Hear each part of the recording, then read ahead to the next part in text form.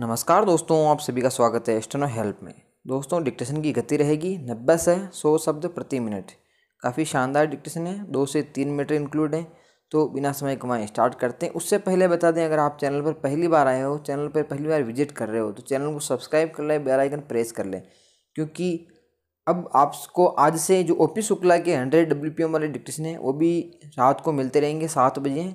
तो आप दोनों डिक्टेशन लें, सुबह एडिटोरियल और मिक्स डिक्टेशन लें, शाम को ओपी शुक्ला का ले, क्योंकि उसमें आपको तरह तरह के वर्ड डेली देखने को मिलेंगे और आपका अभ्यास काफ़ी अच्छा हो जाएगा। तो बिना समय गंवाए स्टार्ट करते हैं। 3, 2, 1 स्टार्ट। लोग कहते हैं कि गति ही जीवन है विराम। इसका आशय यही हुआ कि यदि आप ठहर गए तो जीवन भी ठहर जाता है विराम। ठहरना या थम जाने को ठहरे हुए पानी की संज्ञा देते हुए कहा गया है कि ठहरा हुआ पानी गंदा होता है, जबकि बहता हुआ पानी हमेशा निर्मल होता है। पर क्या जीवन में गति हमेशा ही होनी चाहिए? Question mark. क्या ठहराव में जीवन नहीं होता? Question mark.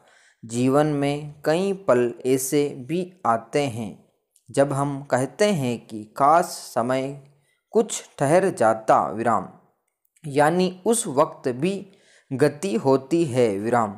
कई बार ठहरना लाभकारी होता है विराम। पैरा। छत्तीसगढ़ी में एक शब्द है अगोरना, यानी ठहर कर प्रतीक्षा करना विराम।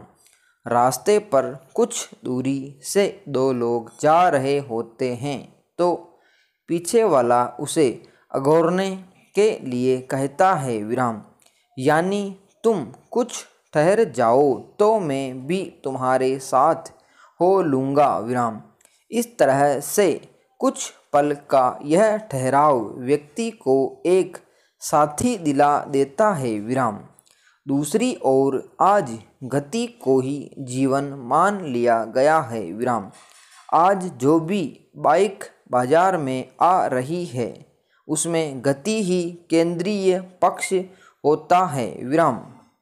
कितनी जल्दी स्पीड पकड़ती है? Question mark.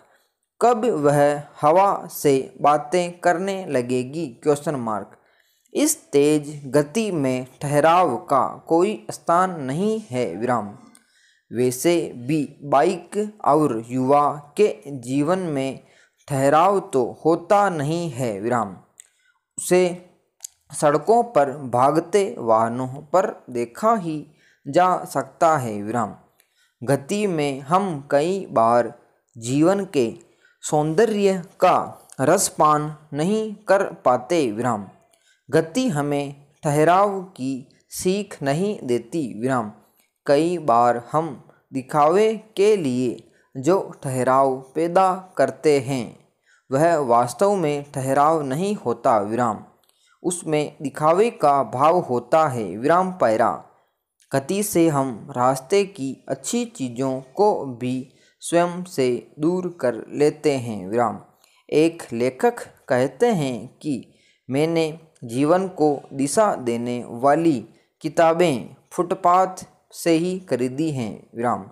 फुटपाथ यानी ठहराव विराम।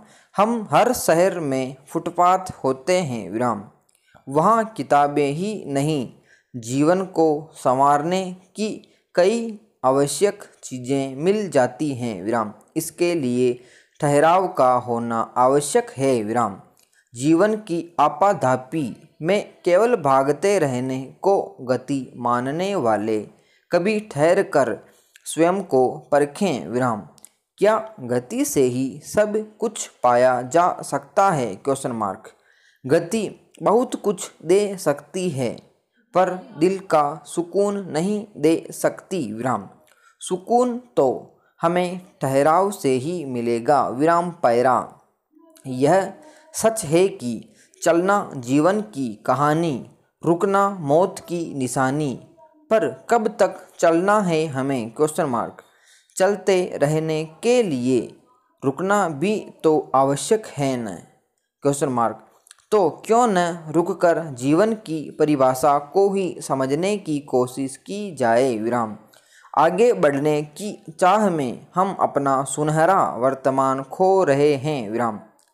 वर्तमान को अनदेखा कर हम भविष्य की ओर भाग रहे हैं विराम। हमारा वर्तमान ही हमारे साथ रहकर हमारी प्रतीक्षा कर रहा है विराम। उसके पास है बेइंतहा खुशियाँ विराम। आपका काम है उन खुशियों को पकड़ना विराम, उनमें डूबना और उन्हें आत्मसात कर लेना विराम। तभी हम जीवन को वास्तविक रूप में समझकर उसका आनंद उठाने में सक्षम हो सकेंगे विराम पैरा। एक सहज व्यक्ति के लिए जीवन में प्रसन्नता का अनुभव करते रहना उन लोगों की तुलना में बहुत ही आसान होता है जो जीवन में बहुत कुछ पाने की होड़ में लगे रहते हैं विराम। हम केवल यह सोचकर प्रसन्न रह सकते हैं क्योंकि हम जीवित हैं विराम। यह सत्य है कि जीवन ही आनंद है विराम। कुछ लोगों की दृष्टि ऐसी होती है जो सदैव इसी फिराक में रहते हैं कि हमें वह सब कुछ प्राप्त हो जाए जो दूसरे धनवान लोगों को प्राप्त है विराम। उन्हें यही लगता है कि जब तक ऐसा नहीं होगा विराम तब तक हम दुखी जीवन ही व्यतीत करते रहेंगे विराम। इस प्रकार की मनोभावना रखने वाला व्यक्ति सब कुछ प्राप्त होने के बाद भी दुखी ही रहता है, क्योंकि प्रसन्नता एक भाव है और इसे किसी भी तरह खरीदा नहीं जा सकता विराम पैरा। इच्छा और लालसा रखने वाले बहुत से लोग होते हैं जो उनकी पूर्ति के लिए मंदिरों में भी जाते हैं विराम। वहाँ इनकी पूर्ति के लिए भगवान से मांग भी करते हैं, लेकिन उनकी इस प्रकार की मांग में निश्चित ही एक शिकायत छिपी होती है जिसे प्रार्थना नहीं कहा जा सकता है विराम। ऐसे लोगों के मंदिर जाने से भी कोई फर्क नहीं पड़ता, क्योंकि अप्रसन्न व्यक्ति कभी भी प्रार्थना कर ही नहीं सकता विराम। ऐसी प्रार्थना में एक नाराजगी और दुर्भाव होगा विराम। हम जितना ही अधिक कब्जा जमाने की प्रवृत्ति से जुड़ते जाएंगे उतने ही कम प्रसन्न होते जाएंगे, और जितने कम प्रसन्न होते जाएंगे उतना ही हम ईश्वर से दूर होते जाएंगे विराम। एक आनंदित व्यक्ति ही धार्मिक हो सकता है विराम। एक सरल आदमी के पास जो कुछ भी होता है उसी में वह खुश रह सकता है विराम। आवश्यकताएं स्वाभाविक होती हैं, इसके विपरीत इच्छाओं को यदि उन्माद की श्रेणी में रखा जाए तो यह एकदम उचित होगा विराम। भोजन, घर एवं आपसी प्रेम हमारे जीवन की ऊर्जा की पूर्ति के लिए आवश्यक है विराम। इसी से हम आनंदित हो सकते हैं जिसे समुचित प्रयास से सुगमतापूर्वक हासिल किया जा सकता है विराम। समाप्त। दोस्तों, डिक्टेशन थी 8 मिनट की, काफ़ी शानदार डिक्टेशन है। डिक्टेशन को आप लिखें और इसका ट्रांसलेट करें। जहाँ भी गलतियाँ आती हैं वीडियो से आप मिलान करें, क्योंकि इसमें आपको जो पूरा डिक्टेशन दिख रहा है, तो जहाँ जहाँ आपके मिस्टेकें हुई आप देखें, वर्डों का अभ्यास करें और निरंतर अभ्यास करते रहें और वापस डिक्टेशन को लिखें और फिर एक भी गलती ना करें। तो मिलते हैं नेक्स्ट वीडियो में। जय हिंद।